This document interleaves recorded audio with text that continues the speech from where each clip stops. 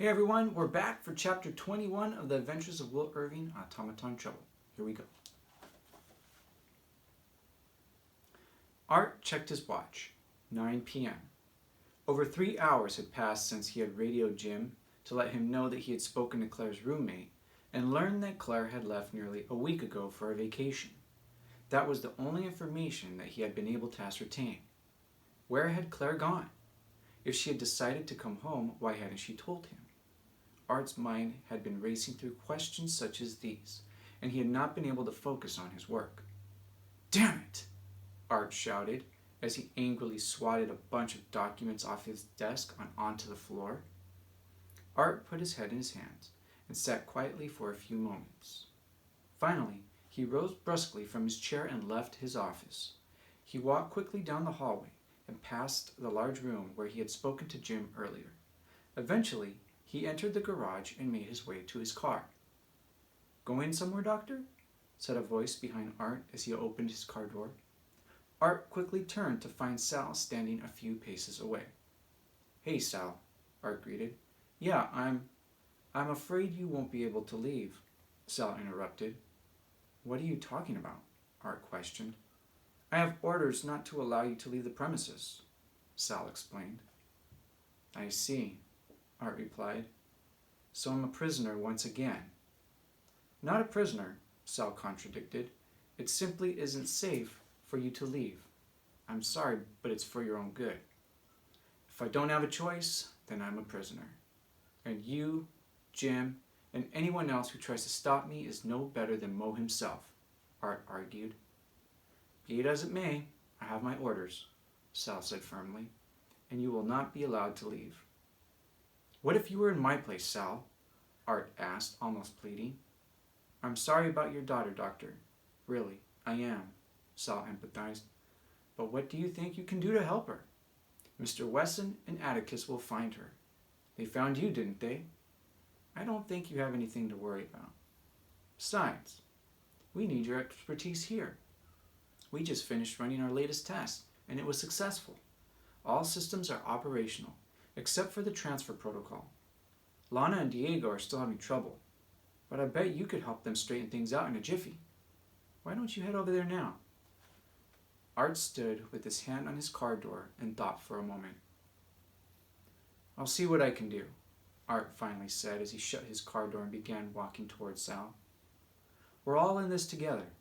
Nothing personal," Sal said as he put his hand out for Art to shake. "I understand," Art said, shaking Sal's hand. Art and Sal made their way back through the hallway until Sal stopped at a door and put his hand on the doorknob. "In a few days, we'll make history, Dr. Ferryman," Sal said excitedly, smiling. "This world will be a much safer place, and it's all thanks to you." Art returned a forced smile and then continued walking down the hallway until he turned into another large room where several men and women were hovering over a piece of machinery. "How's it going, Lana?" Art asked one of the women. "Sal said you were still having trouble." "Not so good, Dr. Ferryman," Lana answered in a discouraged tone. "The transfer protocol keeps getting interrupted, and the core is still overheating.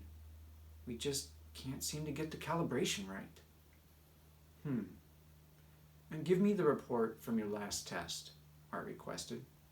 "Here you go, Doc," said a young man as he handed several pages of paper to Art. "Thank you, Diego," Art said as he took the papers. "Why don't you all take a break while I look over these figures? You've been at it for a while now." "Really? Thanks, Doc," Diego said, smiling. "Sure thing.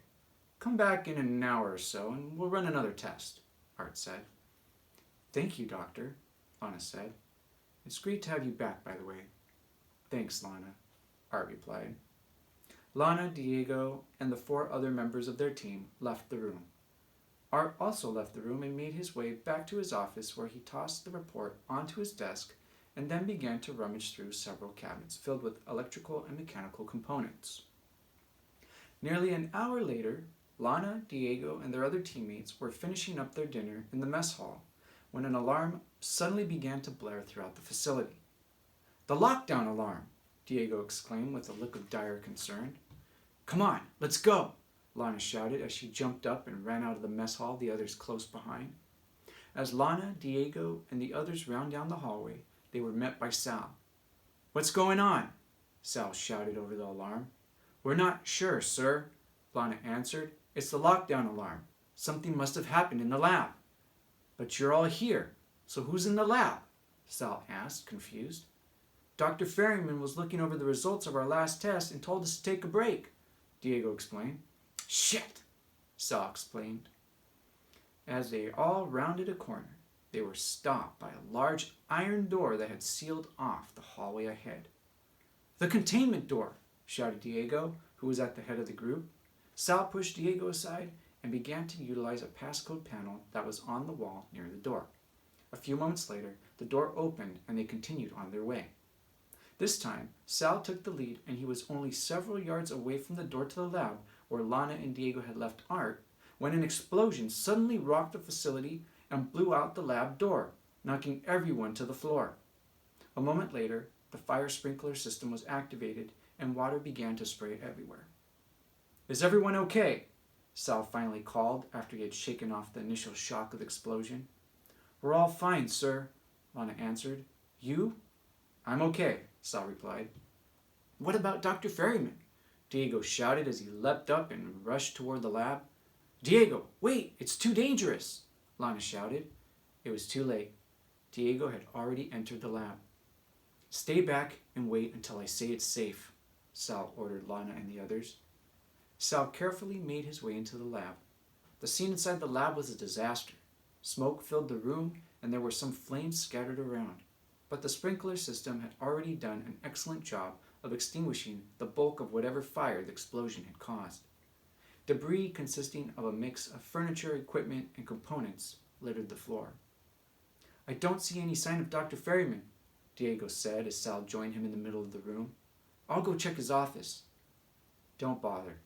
I'll do it myself," Sal stated as he looked around the lab and spied a gaping hole in the back wall. "Besides, I don't think we'll find him there either."